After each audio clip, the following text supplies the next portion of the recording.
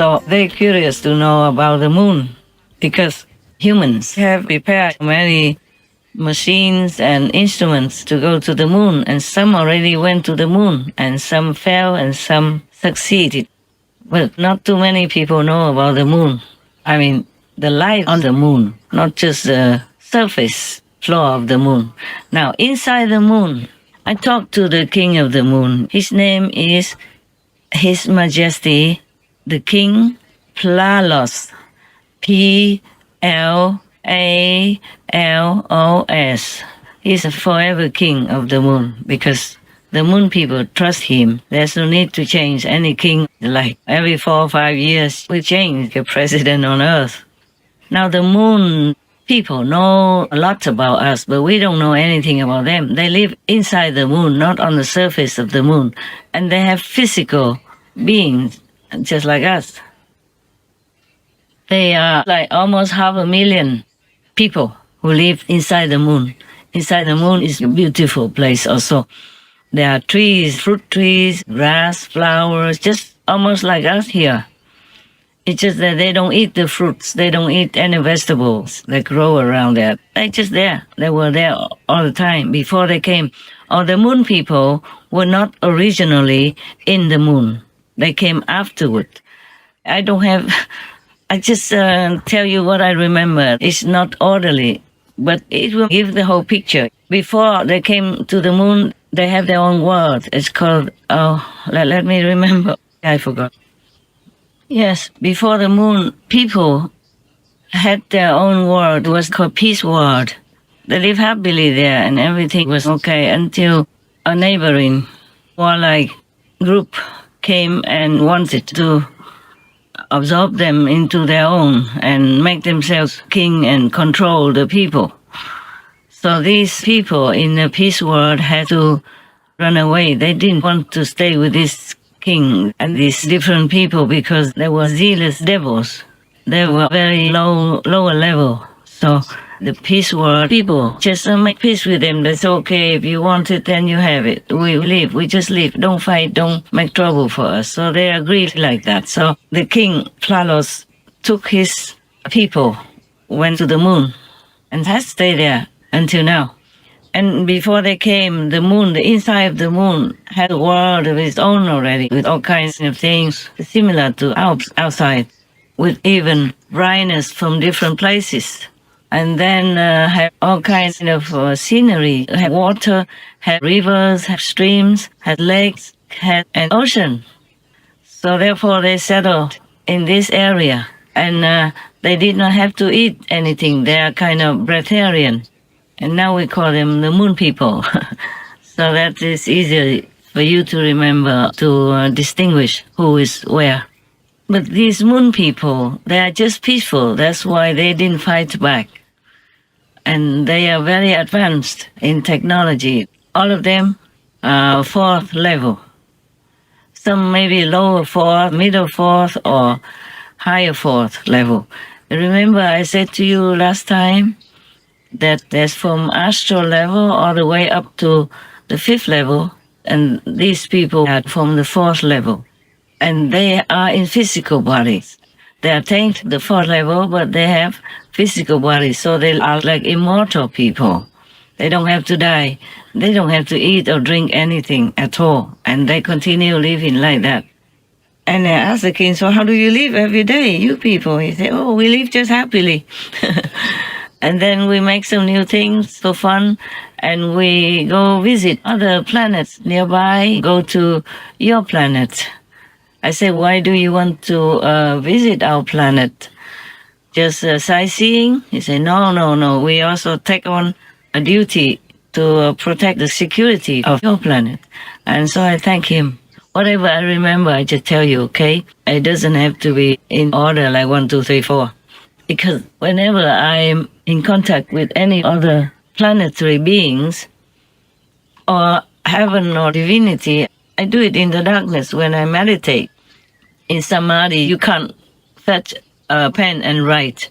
And if I try to get out of samadhi and go back to the world, then I probably find it harder to come back. The mind is set in.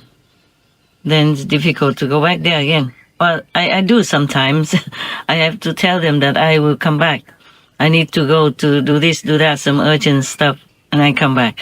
But it's better if you just sit there and be in that mood, in that level, in order to talk to them or do something with them. So the moon people, they go down sometimes, not sometimes, often. I ask how often. They say every couple of days even, many times a week, several times a week, often, because they want to also help this world to retain security as much as possible. So I say, okay, can you help? If we have a world war again, for example, can you help us to do something to stop the war, bring peace? So he said, no, we don't want to. We just do as much as we can in the peacefulness, because the humans are very aggressive. It's better we don't interfere with their actions or their plans.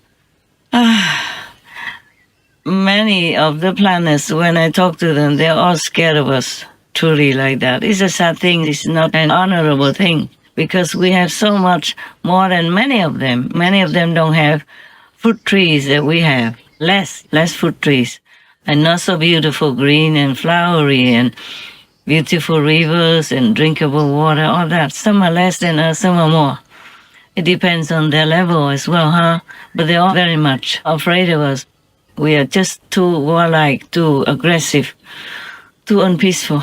I'm sorry. That's what they told me. That's how they observed us and made that comment. Well, they were right. You all know that. You all know that. Even some lesser planetary worlds, they're more peaceful. They don't make war for anything at all. They talk together, they discuss, they propose. They don't go out and shoot each other just to take their land or to prove their opinion or to control or anything like that. We are terrible. We are almost near hell. The way we treat each other and other innocent beings like the animal people. Oh, sometime long ago, when I was already free and driving around with a driver, of course, I saw advertisements on the walls of the streets and how much it costs, this meat, that meat. Oh God, and I just shuddered, thinking, oh my God, it's so dangerous to live here in this world. So you see, even the other neighboring vicious devils came and took their land. They also didn't care to seek payback, to fight back. They just went somewhere else and lived in peace. Like in the inner moon right now, that's where they settled, and they're happy there. They also go around, visit other friendly planets or check on us to see if there's anything they can help with. Whatever they can help, only they don't kind of fiercely try to stop war for us or do anything, because they really don't like war. They don't like it. They think if whatever planet wants to make war with each other, okay, that's their problem. They don't have to interfere. They just help quietly, anything they can. That's all. Yeah, I just remembered. I asked whether or not the people in the moon people, become old or use anything to keep themselves so young and beautiful. They say, no, I don't need anything. They are just like that forever. And I asked whether or not the people in the moon marry, have couples or like romantic relationships. They say, yes, we have. And I say, you have children born out of marriage or stuff like we do here? He said, no, we just being loving and kind and romantic together, but we don't have physical kind of intimacy. Yeah. So the population remains almost like that all the time.